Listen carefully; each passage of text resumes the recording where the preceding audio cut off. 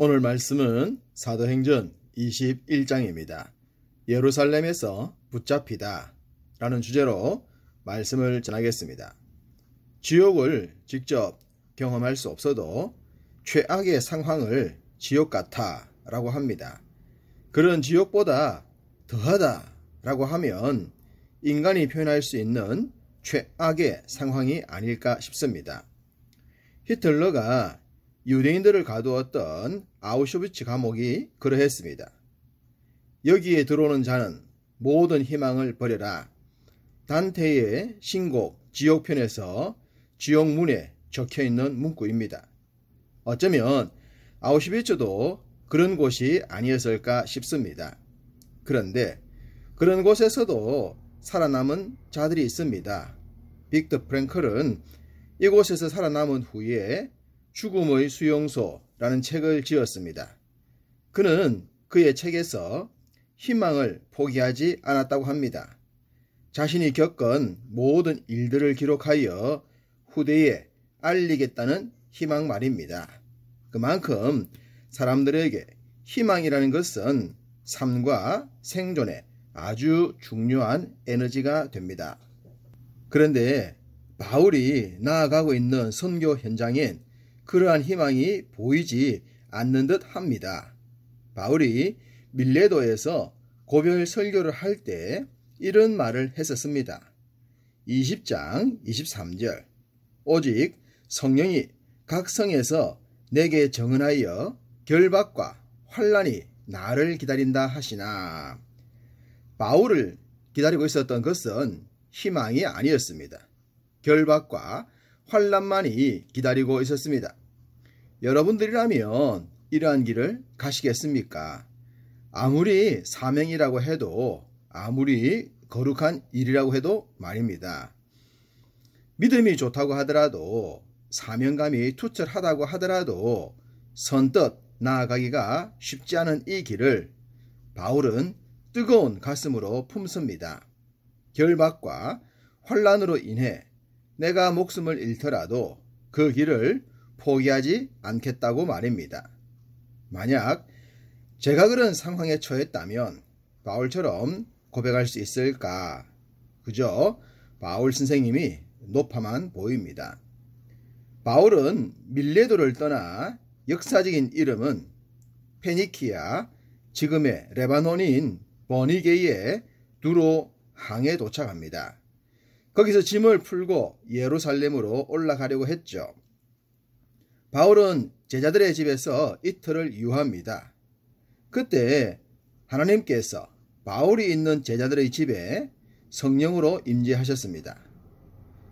그리고 성령의 감동을 받은 제자들은 이런 말을 합니다. 4절 바울더러 예루살렘에 들어가지 말라고 말입니다. 우리는 여기서 하나님께서 우리를 향하신 뜻이 어떠한 것인지를 조금이나마 보게 됩니다. 유럽 선교 그리고 로마 선교 뿐만 아니라 바울의 결박과 환난은 성령님의 뜻이었습니다. 또한 그런 곳에 가지 않는 길을 선택하는 것도 성령님의 뜻일 수 있다는 것입니다. 제자들이 성령의 감동을 받아 했던 말을 보면 말입니다. 그렇다면 결론은 무엇이겠습니까? 어떤 것을 선택하며 어떤 삶을 살며 어떤 말씀에 순종하느냐라는 것입니다. 믿음의 길은 선택의 연속이라고 할 수 있습니다. 어떤 것을 선택하느냐에 의해 어떤 삶이 결정되느냐라는 것이죠. 그 선택과 결정 그리고 결과까지 하나님께 맡기는 삶이 진짜 믿음의 길이라고 생각합니다. 바울은 제자들의 만류를 뿌리치고 돌레마이라는 항구에 이릅니다. 물론 여기서도 제자들과 함께 머문 후 다시 배를 타고 가이사라 항구에 이릅니다. 로마의 가이사 황제의 이름이 붙은 이 항구는 로마 황제 섬김의 항구라고 할 수 있습니다. 이곳에서 바울은 전도자 빌립 집사님을 만납니다. 8장에서 흩어진 자들이 땅끝으로 나갈 때 빌립 집사님이 사마리아와 광야길에서 에디오피아 왕의 네시에게 복음을 전했었죠. 바로 그 빌립이 다시 등장합니다. 영성 있는 전도자였던 빌립에게 딸이 4명 있었는데 모두 처녀로 예언하는 자였다고 합니다. 용장 밑에 약졸 없다는 말처럼 영적인 지도자 가정에 영적인 자녀들을 보게 됩니다. 바울이 빌립과 예언한 딸들과 며칠을 보내고 있을 때 아가보라는 한 선지자가 바울을 방문합니다. 11장 28절을 보시면 그 중에 아가보라 하는 한 사람이 일어나 성령으로 말하되 천하에 큰 흉년이 들리라 하더니 글라우디오 때에 그렇게 되니라.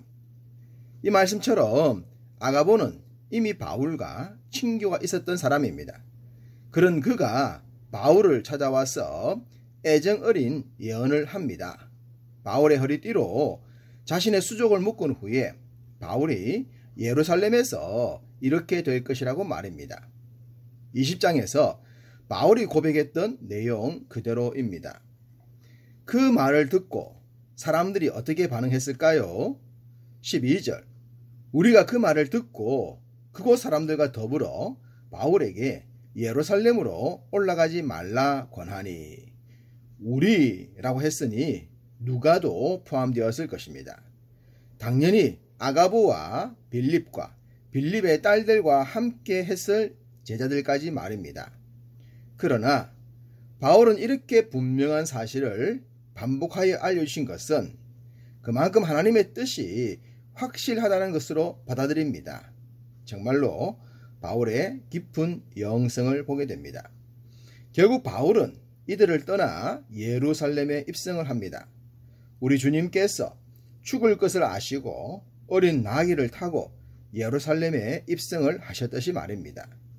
이곳에서 3차 전도 여행 보고를 했고 모두가 하나님께 영광과 찬양을 올립니다.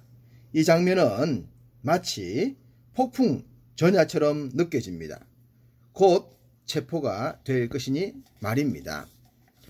바울이 예루살렘에 온 지 일주일쯤 되었을 때에 성전에 있던 바울을 유대인들이 보게 됩니다. 그러자 보이기만 하면 죽이고자 했던 바울이니 무리를 충동하여 곧장 붙듭니다. 유대인들의 악이 가득한 폭로가 이어지자 성 안에 모든 사람들이 몰려듭니다. 그리고 바울을 붙들고 성전 밖에서 금방이라도 돌로 쳐 죽이려고 했습니다. 그 찰나 예루살렘이 소동했다는 소문을 들은 천부장이 곧장 군대를 몰고 현장에 이릅니다. 당연히 사형은 로마의 허락이 있어야 하므로 바울을 죽이려던 손길은 멈출 수밖에 없었겠죠. 천부장은 군인들에게 바울을 사슬로 묶어 체포하라고 합니다. 억울하게 묶인 바울이지만 이로 인해 바울은 더 이상 유대인들의 직접적인 공격을 받지 않게 됩니다. 하나님께서 이제부터는 대제국 로마의 군대로 하여금 바울을 친히 보호하도록 하셨기 때문입니다. 이런 것이 바로 하나님의 섭리입니다. 억울하게 누명을 쓰고 체포를 당하고 고통을 당하는 것에 초점을 맞추지 말고 하나님께서 어떻게 일하시는가를 보게 되면 감사가 넘치게 됩니다. 바울을 죽이기 위해 몰려든 많은 무리로 인해 성전 밖은 그야말로 아수라장이 되었을 것입니다. 누가 무슨 말을 하는지 알 수가 없었습니다. 그래서 천부장은 바울을 로마 진지인 영내로 데려가려 했습니다. 그때 바울은 천부장에게 요청합니다.